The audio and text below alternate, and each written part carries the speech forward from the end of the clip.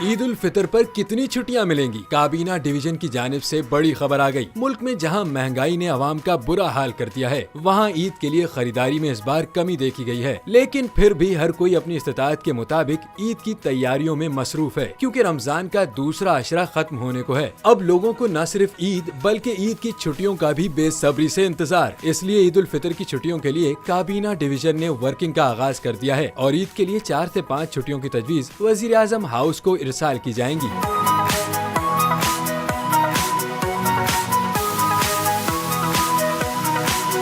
अगले हफ्ते वजीर आजम फैसला करेंगे कि छुट्टियां कब से कब तक होंगी। इस तजवीज के मुताबिक अगर ईद जुमे को हुई तो 20 से 23 अप्रैल तक छुट्टियां होंगी, लेकिन अगर ईद हफ्ते को होती है तो 20 से 24 अप्रैल तक छुट्टियां दी जा सकती हैं। वजीर आजम की मंजूरी के बाद काबीना डिवीजन ईद की तातीलात का बाज़ाब्ता नोटिफिकेशन जारी करेगी।